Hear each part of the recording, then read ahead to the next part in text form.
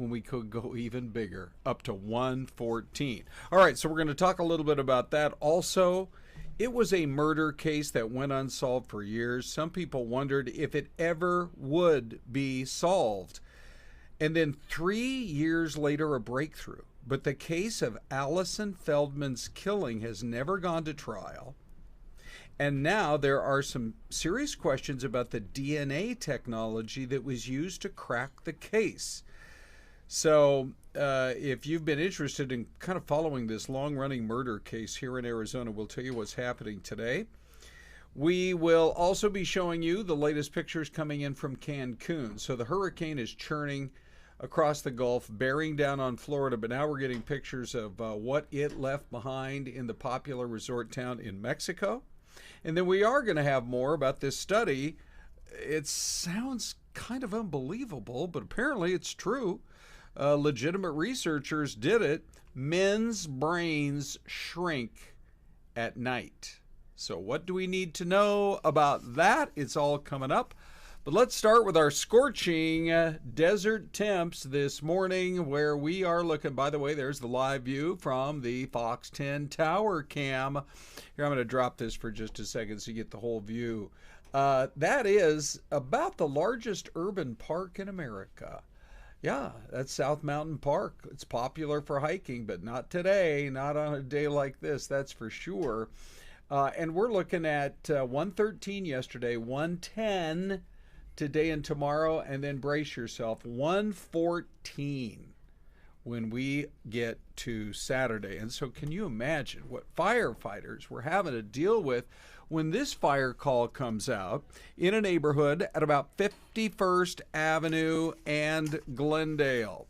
So, whether it's Phoenix Fire, Mesa Fire, Glendale Fire, Gilbert, Scottsdale, we have so many great fire departments that if a fire is big enough, they'll get multiple units from multiple cities out there. But this thing broke out during the heat of the day yesterday. And Skyfox flew overhead. You know, we set an all-time record yesterday for that temp of 113. And we are pushing into record territory again for the next several days. And these firefighters, they get out there, they're fully in their gear. They're dealing with the heat. They've got to try to overcome some very intense temperatures. And this fire, they're still trying to figure out how it happened in the first place. But you can see, one of the jobs of firefighters is to get on scene and douse a fire before it can spread to a nearby home. It looks like there's a single-level apartment building very nearby, just on the other side of those oleanders. So they had a job in front of them. Again, they're still trying to figure out what it was that caused this fire in the first place. But to just think what these firefighters were going through on a 113-degree day. Celeste joins as well. Hi, All Ron. credit to our Valley firefighters. They get out there on an everyday basis, and this is a tough time of year, and yesterday was a tough day to battle a roaring blaze like that one. Ron, walking in and seeing this image, that is crazy. Yes. I mean, we usually will arrive on scene and we'll see some images with smoke. A lot of times crews get there so fast they're able to put it out. But this, because of our hot temperatures, right? It's very difficult. And they have in their turnouts, they're heavy. And it's hot in those turnouts. Have you ever heard an estimate of what those turnouts weigh? When you consider all the gear they've got to put on, it's got to be 40, 50 pounds. At least. I think I went through the wildfire training and the structure fire training. And so they put us in those turnouts and actually put us in oxygen, put us in masks into a burning building. Yeah. And we had to climb 4 levels, rappelled down. Right. But they're heavy. Like, it's very difficult. You can see, because then you're huffing and puffing in it, trying to, it's just a lot. Yeah. So, thank you to those crews. Well, the good news is that house right next, and this is hard to believe really when you think about it, that house that was right next to it was saved. The apartment building that's closer to you on the screen, saved. Firefighters got out there fast, but boy, we just hope that over the next few days of more scorching temps that we can avoid some of the issues we've been having with fires. Big case today, one of the most followed, most prominent murder cases in the Phoenix metro area. It actually happened in Scottsdale many years ago, almost a decade ago, but it's never gone to trial. And now the Arizona State Supreme Court is weighing in on this. This is the story of a guy named Ian Mitchum. He was arrested for the killing of Allison Feldman. She was found murdered in her South Scottsdale home. It took 3 years to crack the case, and it was from matching DNA. Remember at the time this story broke? People were like, well, that's fascinating. What about that new technology? Well, now the question is, can you even use that technology? It was the first time in Arizona that familial DNA was used in this kind of an investigation. But last year, just before the long-running case was going to go to trial, a judge tossed out all the DNA evidence, which is what the case against this man was fully built on. But his defense said that using the sample violated his Fourth Amendment rights because he didn't consent to it being used, and it was supposed to have been destroyed. So it's gone all the way to the state's highest court. It's going to be fascinating to see how they rule, because depending on how they rule, Celeste, this could impact cases not just in Arizona, I think, but possibly around the country. Absolutely. You know, when you consider, I think, how difficult it is for detectives to really dig into these details. I remember when this case happened. Yeah. And it was right. And week it was after week, month after month, no resolution, and then 3 years later comes the big headline. But you know, you got to give it to the detectives. They were thinking outside the box and trying to be creative in how they were trying to solve this crime. And so they did something that was a little bit different, something that had never been done before. Yeah. Well, we're going to find out here very soon based on what the Supreme Court decides. All right, on to our next live pictures of Sky Harbor Airport. And why? Well, we finally get the word today. It was just announced this morning about Southwest Airlines and their future. They are going to add premium seats. It'll be roughly about a quarter to a third of all the rows when you get on a Southwest flight. And they're going to introduce a pick-your-own-seat system where you can reserve your seat online. Oh, okay. Hopefully it's not going to be one of those things where you have to pay no matter what seat you choose, but only if you're choosing the seats with a little more legroom. You know, it's a kind of a Hobson's choice, Celeste, and I don't use that phrase very often. Hobson's choice? Because basically we're at the mercy of these airlines, and you see Sky Harbor right now, there is a Southwest plane coming in, just kind of crossing the tarmac right there. But they have squeezed us into these planes so tightly that now they get to charge us extra to just have normal legroom, which is like, what, 6 inches between you and the seat in front of you instead of 4? Yeah, most people can't, you know, I mean, that's not a whole lot of room. Right. So, but the changes were announced today, and it's also interesting that they are so they're going to do, you can reserve your own seats. They're going to do all these red-eye flights, by the way, including a couple from Phoenix out to Hawaii. People will be all over that. And what about going international? Oh. Because you think Southwest, and you think, okay, I'm flying to Denver, I'm flying to Dallas, I'm flying to Nashville or L.A., something like that. Well, what about international? So they are going to begin selling vacation packages with various international airlines. They already announced the first one, Baltimore to Iceland. Wow. So they're going to do it with Iceland Air, but you'll book it on Southwest Airlines so they can compete with, you know, the big boys that fly all over the world like Delta and United and American. So, you know, the big question was, would they or would they not charge bag fees? Isn't that, I mean, that's their calling card. That's why, one of the huge reasons people love them. No baggage fees for your first 2 bags. Well, that was announced today. They're keeping it. Oh, my goodness, fortunately. I mean, it's one thing if you have assigned seating or you get rid of that, but if you get rid of the bag fees, have you taken a look at what some of these airlines charge? I know. Sometimes it's $60 for the first and $85 for the second. Right. And you're thinking, and then the carry-on sizes of carry-ons, those have gotten smaller. Yeah. Well, you know, the other thing is they may move to a hub system. Like if you're flying Delta, you're going to hub through Atlanta or Detroit or Salt Lake. If you're on American, you're going to go through Dallas or Charlotte. But they mostly have been doing a lot of point-to-point flying. nonstop to the city you want to go to, Right. which is convenient, but they'll make more money if they do the hub. They didn't announce anything major on that. But one other quick story when it comes to the airline world, Celeste. Yes, Ron. There's a mom and a dad telling parents, maybe you shouldn't be cutesy and name your child some super cool name that's going to cause all kinds of problem for them and you later in life. Do you hear about this? Oh, no, I did not. Get this. In the UK, children, I guess maybe unless you're a baby, need to get a passport to travel overseas. Oh. So this is a 7-year-old boy, and he was denied his passport, and the family's frantic because they got a big travel trip booked to, I believe, to the U.S. They were going to come over here, but the UK said, because you named your son Loki Skywalker. Oh, come on. It's all based on the name? Yeah. You have to get permission from Disney. Boy, oh boy.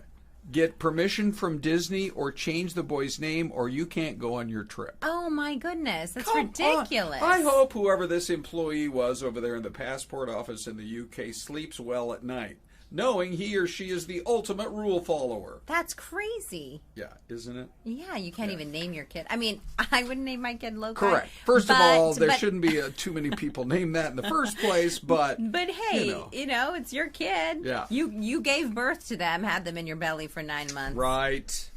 Yeah, I know it.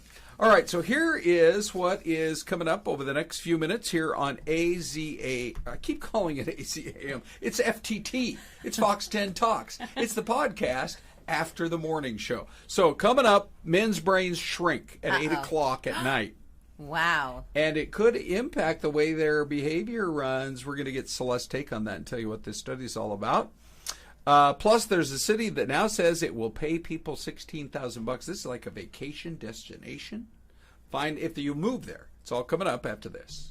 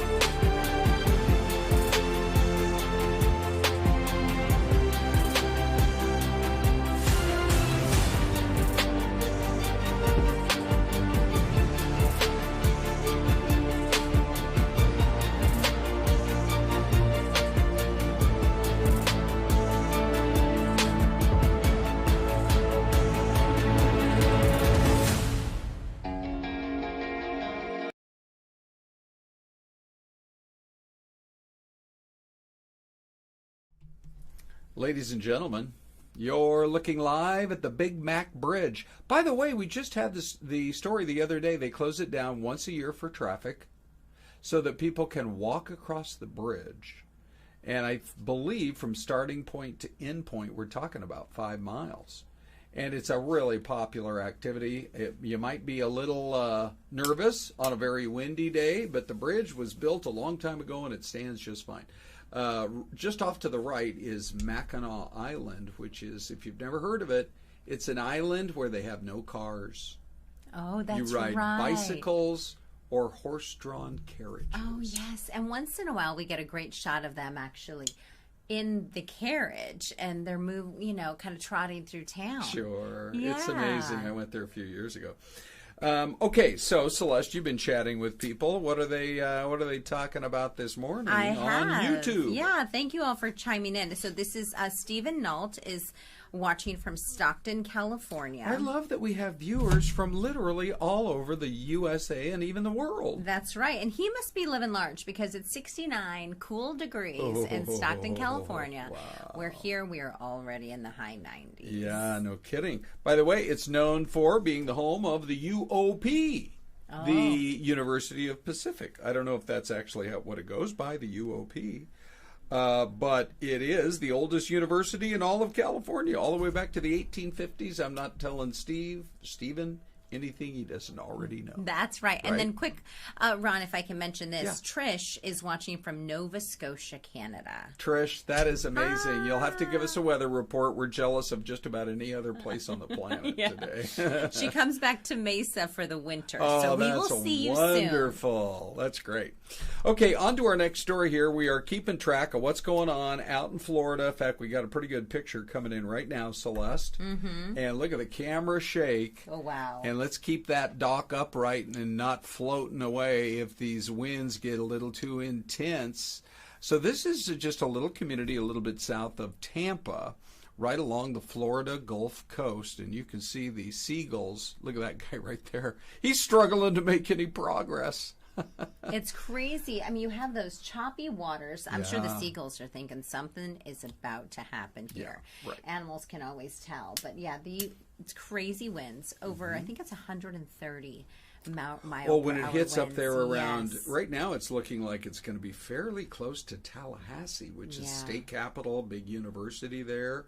We hope that they come out of this okay. But the track, the last I saw, it had shifted slightly so that, believe it or not, it's going to go right over the top of Atlanta. Now, it will lose steam because it'll be coming inland, doesn't have the source, the warm Gulf waters, but it'll still dump an awful lot of rain. And you got to believe, I'll be interested to see if they keep the Atlanta airport running for most of the day, because they're able to do that no matter good weather, bad weather. Yeah. I'll bet you they'll be able to.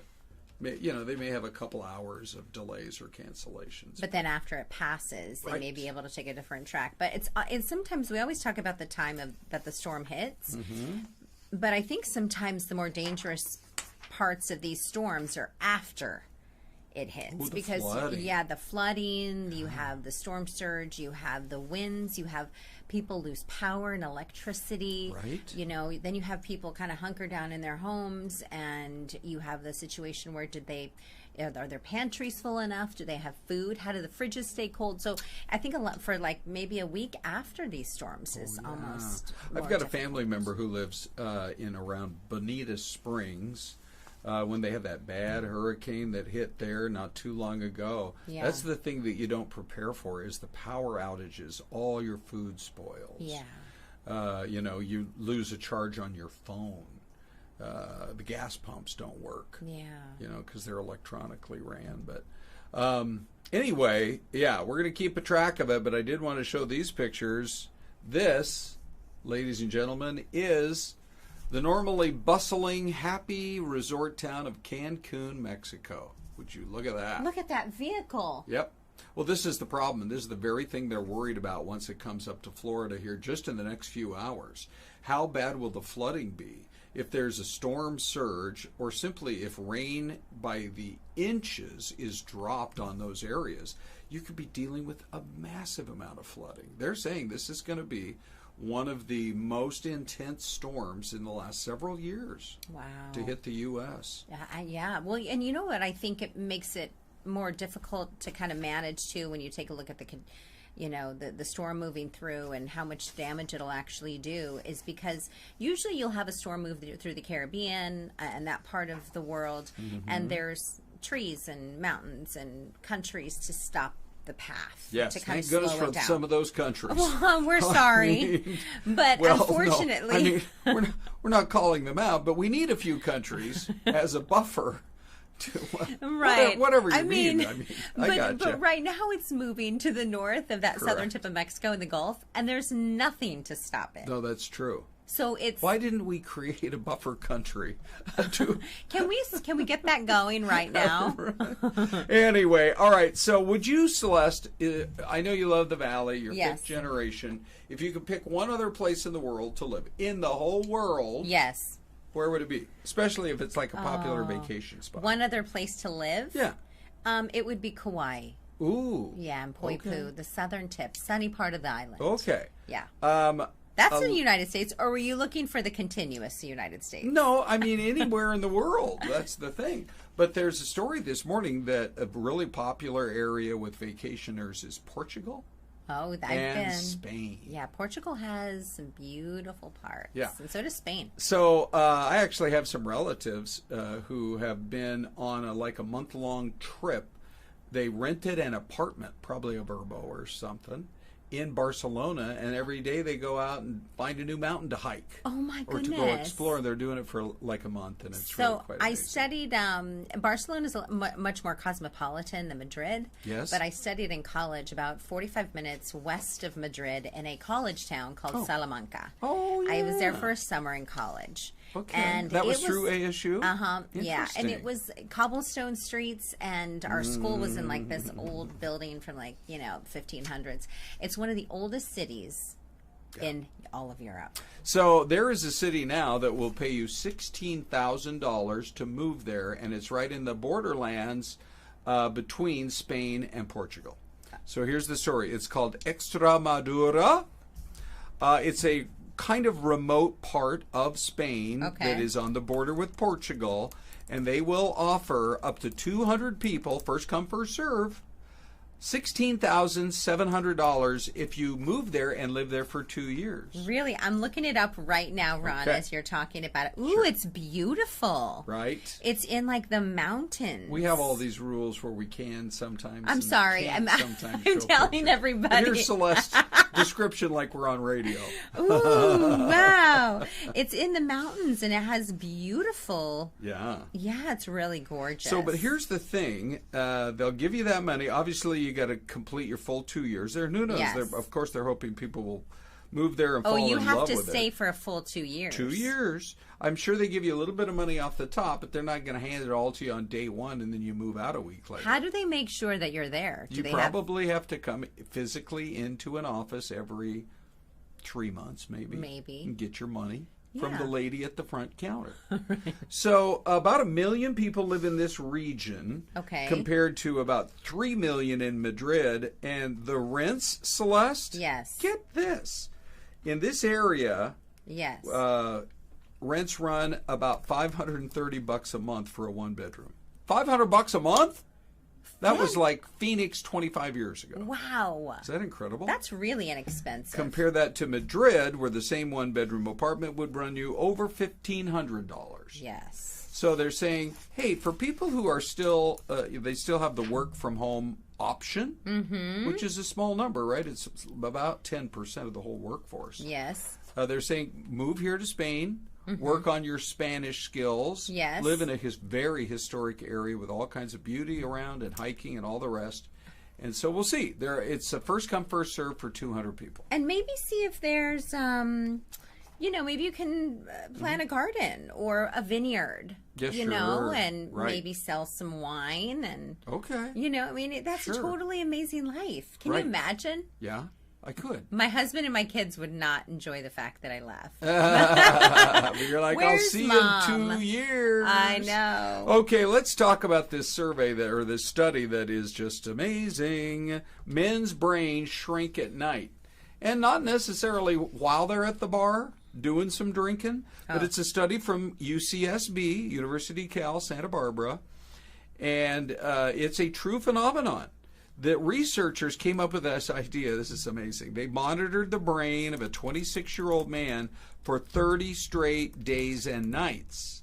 The male brain experiences a pulsating rhythm throughout the day, but it noticeably decreases by about 8 p.m., and the nightly shrinkage is not permanent because the brain resets overnight.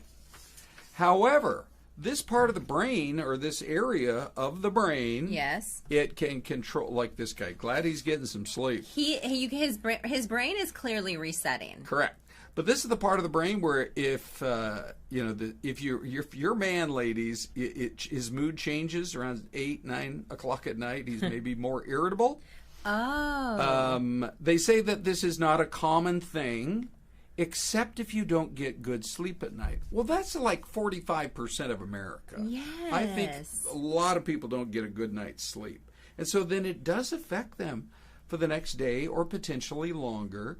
It can affect their decision making. And even their motor skills can drop just a little bit. Again, no problem if you're getting a good solid 8 hours of sleep uninterrupted. So but I don't think that's very many men. No, not at all. No. I mean, 8 hours. So is it? Right. Does it affect us anything about age restrictions? Well, they only studied this one guy in his 20s. Yeah. But by the way, they also said that women have a similar effect, but at a much lower level. Yeah, and our brains get bigger and become, as time goes on, and more productive. Correct. And kinder. Correct. And a little more self-congratulatory. Thank you, Ron. Hey, let's go to the mystery cam right now. 1 minute left, and ooh, I like this one. Look at that great big hill. Oh, and who lives in that house up there? Yeah, My there's goodness. a Ruby Tuesday. That's got to be the local farmhand up there with his 100 acres. There's a budget motel. Yeah, we got to guess because we only have 15 seconds left. Oh, my goodness. I Okay, know. Kentucky. I'm going to go kind of that same part of the world. I was going to say Virginia just because of the hills. Let's come on to the cam. Somerset, PA. PA. That's beautiful. It really is. Here's one more look at it. And just like that, we say thank you to all you guys who join us every day for Fox 10 Talks. Celeste, let's do it tomorrow. Let's do it. You want to? Yeah, let's do it. Okay. See you tomorrow.